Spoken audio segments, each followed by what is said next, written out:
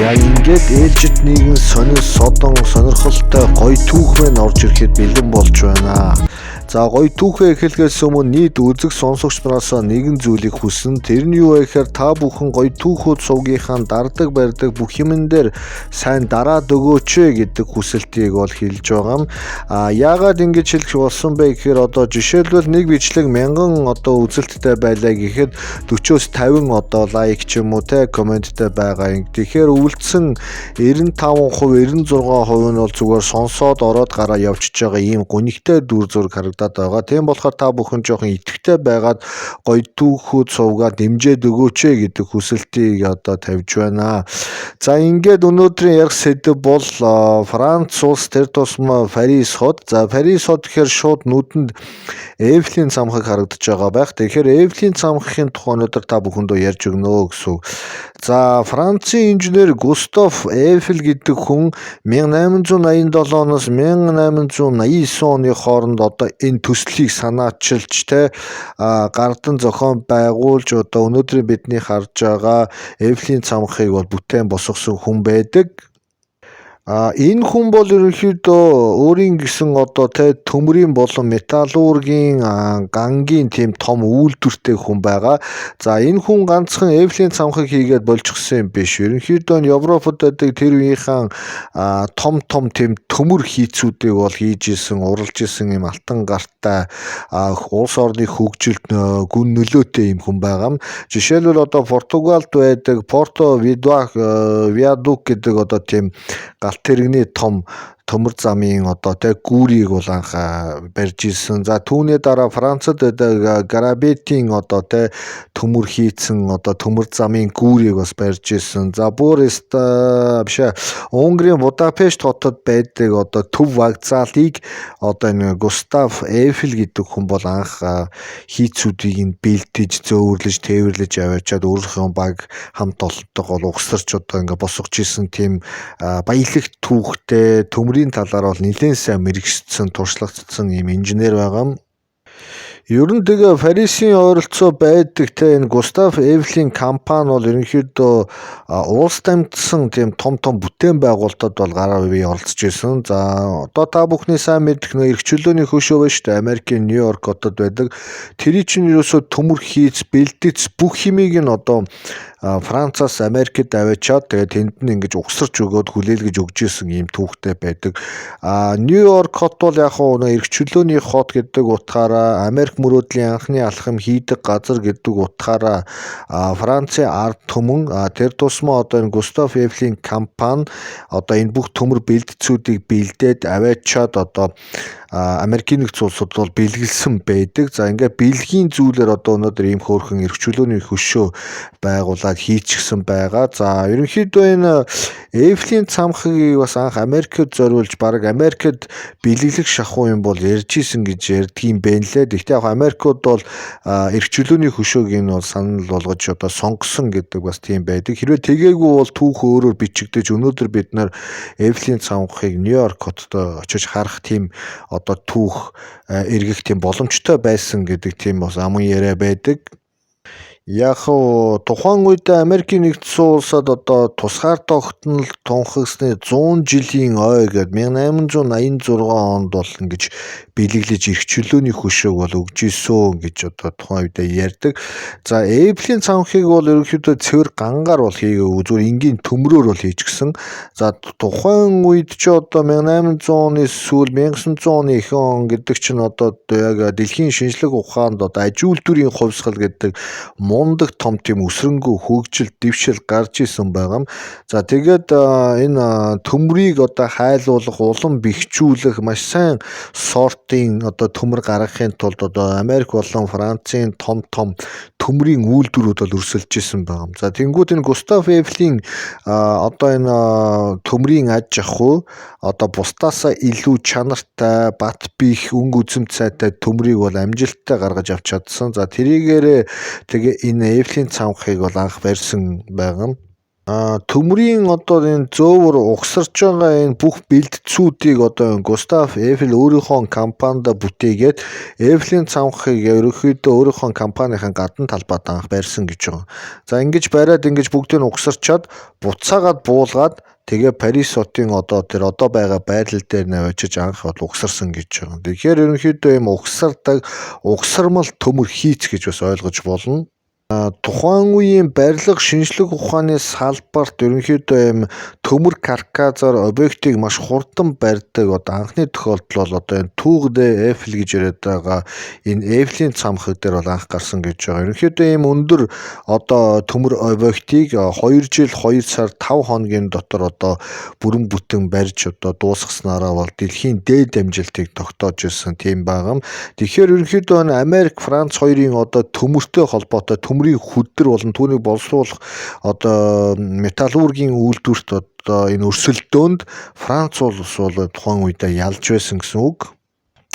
За тэгээд яг хуу төмрөөр ингээд барьчихсан учраас одоо зэвэрлэлтээс хамгаалах тийм заавар шаардлагатай. Хүчилтөрөгч болон ус, чийг, нар, бороо, сар гэд янз янзын зүйлээс болоод төмөр гэдэг зүйл маань өөрөө илэгдэх зэврэх тийм одоо байгалийн тогтолцоотой. Тийм учраас одоо энэ Густав Эйфел гэдэг хүн одоо Эйфелийн цамхагтаа зориулж 7 жилд нэг удаа маш их хэмжээний будгаар одоо тэр ганцсан байгаа өнгө болон бус зүйлийг ингэж будаж явах тиймэрхүү ерөнхий төлөвлөгөөг бол гаргасан байгаа. Тэгээ өнөөдөр ч гэсэн энэ үйл ажиллагаа нь хിവэрэ өгж байгаа. Тэгээ 7 жил тутамд шинчилж бүх төмөр деталийг нь давхарлаж будна гэсэн үг. Ер нь Эйфелийн цамхыг бариад өгөөч, ингээд өгөөч гэдэг тийм хүсэлт одоо Парис хотын захиргаа ч юм уу Францын иргэдийн зүгээс бол анх гараагүй. Густав Эйфел гэдэг хүн чинь өөрөө төмрийн том компанитай. Тэгээд 89 оноос хойш одоо Парисын тэр том талбайд одоо байнгын тийм шинжлэх ухааны ололтуу янз янзын зүйлүүдийг бол дэлгэн тавьж хүмүүс одоо өөрийнхөө уран бүтээлээр өрсөлддөг.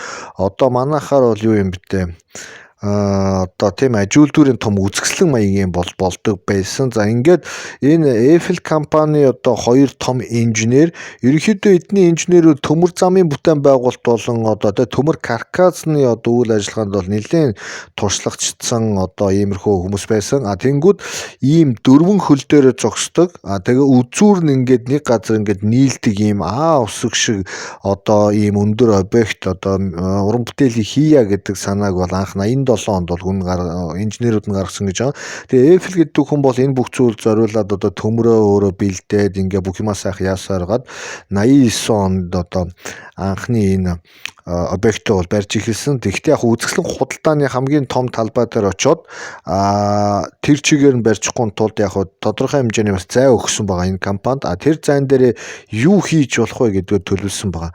Тэнгүүд ийм усаг шиг хэлбэртэй ийм төмөр одоо ийм антин гэдэг зүйлийг одоо ингээ байрлуулчвал хэдий чиний өндөрөө холоос төдий чинээс харагдана гэж тооцоод одоо 300 метрийн өндөртэй энэ одоо Эйфелийн цамхыг бол барих төслийг бол батлаад эхлүүлсэн гэж байгаа юм. За ингээд яг тухайн Парис хотод байдаг янз янзын компаниуд тухайн одоо тэр ажилтнуудын үзэсгэлэн дээр 3 сараас эхлээд юмнуудаа хийчихсэн байсан. Гэтэл 89 оны 5 дугаар сарын 15-нд одоо энэ 300 м одоо Эйфелийн цамхаг гэдэг объект маань бол тухайн үед ашиглалтанд орж хүмүүсийг бол дээшээ доошоо гаргаж үзүүлж исэн байдаг. За тэгээд яг энэ хүний одоо өөрийнхөө нэрээр бол нэрлсэн Эйфелийн цамхаг гэж одоо ингэж нэрлсэн байгаа. Тухайн үед одоо энэ Эйфелийн цамхыг барьсан энэ баг хамт олон ажилчид бол ерөнхийдөө Парис хотын захиргаатай 20 жилийн тийм концессийн гэрээ хийсэн гэж байна. Тэр гэрээ нь ямар учиртай гэхээр өөртөө барина, өөртөө материал бүх хөрөнгө санхугаа гаргана. Тэгээ 20 жилийн турш ингэж одоо хүн амьтанд үзүүлж дээшээ доошоо гаргаж ягаад 20 жилийн дараа ингээ Парис хотод одоо ингээд буцаагаад бэлгэлж өгнө. Тэрний дараа гэрээгээ сунгах уу, яах вэ гэдгээ тухайн үед нь шийднэ гэдэг тийм концессийн гэрээг бол гаргачихсан байна. За тэгээд Эйфелийн цамхыг 2 жил 2 сар 5 хоногийн хугацаанд барьж явах үед одоо ямар нэгэн осол аваар ч юм уу хүн амин мөрөгдсөн тийм тохиолдол бүртгэгдэж байгаа үгээр бас үнэхээр юм гайхамшигтай түүх болж үлдэж байгаа. За тэгээд том энэ одоо төмөр бэлтцүүдийг одоо ингээд тус тусдан салангад бэлдээд нүхлээд тэрэндээ таарсан болт тавуудыг бэлтгээд шууд одоо ингээд Парисын төв талбай дээр ингээд угсраа дээш нь ингээд өрсөөр байгаад 2 жилд ийм гоё цамхагтай болчихсон. За тэгээ энэ цамхаг нь бол Парис хотын хаанаас ч харагддаг учраас их олон одоо жуулчин үзэгч хүмүүсийг бол сонирхлыг татсан байдаг. Тэгээд эхний жилдээ буюу 1889 онд гэхэд одоо Парис хотод зөвхөн энэ цамхыг үзэхийн тулд 2 сая гаруй хүн бол ирж исэн гэж. Өнөөдөр бол нэг ойролцоогоор яг Франц улс чинь жилд 60 сая жуулчин авдаг гэж байгаа. Тэгэхээр энэ 60 сая жуулчдын ихэнх нь бас энэ Франц улсын бусад нутгуудаар зугаалаад аялаад явна. Парис орж ирэхгүй ч хүн байгаа. Гэхдээ 6-аас нэг 10 сая орчим хүн жилд одоо энэ Эйфелийн цамхаг дээр гарч үздэг гэж байгаа. Тэгэхээр одоо анх баригдсан цагаас хойш одоо өчнөөн олон жил энэ Эйфелийн цамхаг маань олон сая хүмүүсийг үзүүлж одоо тэр хэмжээгээр хөрөнгө оруулалт энэ тэрийг бол Парис хотод өгж исэн гэсэн үг. За тэгээ энэ бүх аюулгүй байдал бүх зүйлийг нь бол одоо Парис хотын захиргаа бол хариуцаад одоо ажиллаж байгаа. Угаасаа ингээд нөгөө Францын Парис хотын газар зүүн онцлог дээрээс нь өндөр юм цамхаг ингэж голд нь байж байгаа нь бол ерөнхийдөө инженер архитекторын бол маш зөв шийдэл болсон гэж үзэж байгаа. Яг энэ Парисын цамхаг дээр гараад Парисын цамхаг дээрээс ийш тийшээ харахад бол Парис хот тэр чигээрээ харагдана. Тийм сайхан үзэсгэлэнтэй мөн жуулчдыг айгүй их татдаг одоо аялал жуулчлалын маш том тийм үнцмөр болоо явчихж байгаа. Тэнгүүд Франц улсын одоо үндэсний баяр буюу 7 сарын 11-нд одоо тухайн Эйфелийн цамхаг дээрээ салют бодуулах, үндэсний арга хэмжээ, үг хэлэх одоо янз янзын туг далбай хийсгэх мөн бас нэг сонирхолтой болдог байсан гэхээр одоо энэ аж үйлдвэрийн шинжлэх ухааны одоо янз янзын туршилтуудыг энэ Эйфелийн цамхаг дээрээс хийж исэн гэж. Тэгэхээр тухайн үедээ Эйфелийн цамхыг тойроод дандаа инженер зохион бүтээгч хүмүүс ирээд ном хаялцаад өөрийнхөө уран бүтээлийг үзүүлж харуулад зарим нь энэ дээрээс янз янзын туршилтуудаа бол хийж исэн ийм сайхан өгөөчтэй эерэг энергитэй газар байгаа юм. Ингээд олон сая жуулчдын анхаарлыг татаад ирэнгүүт одоо Парис хотын ерөнхий өнгө зураг дизайныг одоо гол бэлэг тэмдэг нь Эйфелийн цамхаг болчихж байгаа. Ямар ч одоо посткарт, бэлэг дурсгал жуулчин юу ч байсан хэн заавал цаана Эйфелийн цамхаг ингээл гоцоогоод харагдчихийдэг. Тэгэхээр энэ зүйл бол үнэхээр маш зөв зохион байгуулалт анхны зөв төсөл байсан гэдэг нь бол харагдаж байгаа. За тэгээд одоо антимантийн бас бус зүйлүүдээ ингээд нэмээд гэрэлтүүлэг энтрээ нэмээд ирэх юм бол 330 м өндөр болоод тэгээд 360 градусаар иргэдэг гэрэл нь 80 км-ийн одоо тусгалтай байдаг гэж байна. Тэгээд энэ Эйфелийн цамхаг дээр одоо гэрлүүдийг шөнийн 1 цаг хүртэл бол ажилуулна. За тэгээд Францын тэр цэцэн Парисын иргэн тойрон бүх газраас одоо энэ Эйфелийн цамхаг маш сүр жавхлантай үзэсгэлэнтэй гоё галбирлэг харагддаг гэдгээр бол үнэхээр гоё төсөл гэдэг нь бас харагдаж байгаа. Анхны тэр одоо энэ Густав Эйфелийн компанид ажиллаж исэн инженерүүд одоо яг энэ Эйфелийн цамхны энэ галбир буюу дизайн дээр бол маш зөрөгтэй шийдлүүдийг бол гаргасан гэж. 4 хөл дээрээс нэг цэг рүү ингэж уулзах тэрэнд одоо таарах бүх зүйлүүдийг ингэ детальтайгаар маш сайн нарийн бодож хийсэн. Тэгээд риск болон чанартай чанаргүй байх энэ бүх зүйлийг нарийн тооцсон. Энэ өөрөө архитектур талаас бол айгүй тийм зөрөгтэй шийдлүүдийг нэлээд одоо гоё гаргаж өгсөн гэдгээр бол түүхэнд бол бичигдээд үлдчихсэн байт юм байна лээ. За ингээд Францад ирсэн хүн бол Парист ирнэ. За Парист ирсэн хүн бол одоо энэ Эйфелийн цамхагт ирдэг нь бол ерөнхийдөө ёс болцсон. За тэгээ Эйфелийн цамхаг өдөр бүр одоо 9:30-аас оройны 11:45 хүртэл ажилладаг гэж байна. Тэгэхээр ч одоо бүр амар их хүн авдаг. За тэр цэцэн бүр зуны уйлдар өглөөний 9-өөс одоо шөнийн 00:45 цаг 45 минут хүртэл одоо ингэж нээлттэй ажиллаж тэгээ тэр доор нь дээшээ гарах гэсэн асар их хүмүүсийн урт дараалал энэ төр үүсчихсэн байж идэг гэж байна. Тэгэхээр энэ асар их одоо жуулчдыг соронзон мэт даатдаг ийм гоё объектыг бол үнэхээр зөв үедээ зөв цаг үедээ бол ингэж барьж чадсан маа. Одоо манай Улаанбаатар хотод энэтэй дүйцэхүйц нэг цамхаг байгаа нь одоо манай нэг зурагтад байдаг нэг телевизийн нэг том антен байгаа. Тэрийг бас хөөрхөн хөгжүүлээд тэрэн дээрээс Улаанбаатарчуудыг гаргаж ийш тийш нь харуулад нэг 5-10 цаас тоншоод тэрүүгээрээ бас дараагийнхаа аялал жуулчлалын бас тэр хавьд нь ингээ адаглаад нийтийн жорлон морлон барьчих тийм бизнес одоо сэтгэлгээг бол тийш оруулах хэрэгтэй гэж би бол бодоод байгаа. Тэр сайхан том төмрийг ингээд байлгаад байгаа нь өөрөө бас эдийн засгийн хувьд бол нэг үр өгөөжтэй бол харагдахгүй байгаа. За ингээд 1910 он болоод одоо энэ Эйфелийн цамхгийн концессийн гэрээ ерөнхийдөө дуусах төгссөн. За энэ үед одоо Парисын засаг захиргаанаас юу гэж үзсэн бэ гэхээр энэ Эйфелийн цамхаг гэдэг зүйл чинь анханасаа ийм том аж үйлдвэрийн үзэсгэлэнт зориулагдаж ингэж баригдсан зүйл ээ. Үзэсгэлэн нь одоо ингээд дууслаа. Одоо энэ том ингээд сараас нь төмрөө одоо ингээд буулгая. Буулгаад тэгээд өөр юм одоо өөр юм барь энэ төр гэдэг тийм яриа хөрө болсон байгаа. Яг энэ үед нь одоо дэлхийд утасгүй интернет гэж ярьж байгаа. Утасгүй нөгөө холбоо буюу анхны одоо тийм Morse янз янзын тийм холбооны хэрэгслүүд бол гарсан байгаа. VTT гэдэг одоо тийм төсөл.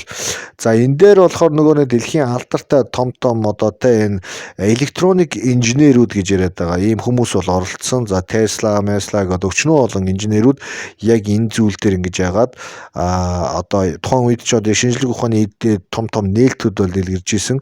За энэ үед одоо Эйфелийн цамхаг дээр янз янзын радио, Morse-ийн хүлээ авагч, цацагч, 9 шидийн одоо антен зүйлүүдийг байрлуулах тийм санаа оноо гарсан. За тэн дээр нь ингээд тэр зүйлүүдийг ингээд бэхлүүлээд байрлуулад ирсэн чинь энэ объект маань өөрөө зүгээр үзүүлэнгийн нэг төмөр биш, бүр сүүлдээ стратегийн болон Францын бас амин чухал холбоо харилцааны том систем болж чадсан байгаа.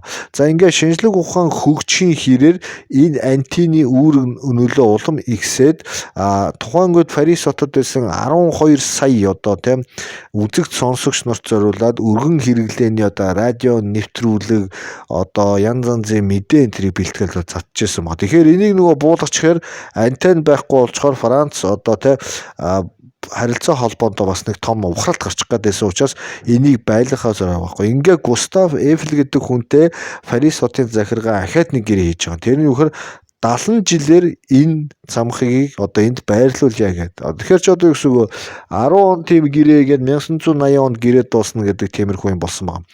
За ингээд тухайн цамхаг дээр бүр сүултээ цэргийн тоног төхөөрөмжүүдийг бол одоо байрлуулж гисэн ба. Яг тэр нөө зохион бүтээгч харилцаа холбоо болон янз янзын зүйлүүдийг одоо нөө дараагийн төвшөнд гаргачих учраас цэргийнхэн тухайн тоног төхөөрөмжийг сонирхоод тэр тоног төхөөрөмжийн гол төв бааз нь Эйфелийн цамхаг дээр байрлах ерөнхий тийм зүйлийг бол тооцсон байгаа. Тэгээ энэний үр дүн нь болохоор 1914 онд дэлхийн 1-р дайны үед маш хүчтэй өндөр хүлээн авагчдыг байрлуулж чадсныхаа хүчинд Германы цэргүүдийн шилжилт хөдөлгөөн болон радио мэдээ морзуудыг нь Эйфелийн цамхаг дээрээс бол татаж барьж авч ирсэн гэж. Тэнгүүдээ тэрүүгээрээ ингээд тэр бүх шифрлэгдсэн мэдээнүүдийг задлаж Францын цэргүүд болон Германы цэргүүд хаашаа маневр яаж хийх тухай бүх зүйлийг мэдэж аваад тэнд нь тохирсон одоо оперативын үйл ажиллагаануудыг бол явуулжсэн. Инхээр цэрэг улс төр харилцаа холбоо ерөнхийдөө бүх зүйлд энэ Эйфелийн цамхаг гэдэг чинь маш гол ролтой зүйл юм байна. Тэр цэцмээ стратегийн бас нэгэн онцгой чухал объект болж одоо ингэж Францад бол үлдэж байгаа. За ингээд энийг буулгах гэсэн Парис хотын захиргаа тэр дор нь одоо тэр санаа оноогоо зогсоосон. Ерөнхийдөө хүмүүс асуудаг юм байлээ. Эйфелийн цамхаг яг хэдэн тонн жинтэй вэ гэж. За яг энэ цул төмрөөр хийсэн учраас Эйфелийн цамхаг нэг ойролцоогоор нэг 10,100 тонн жинтэй.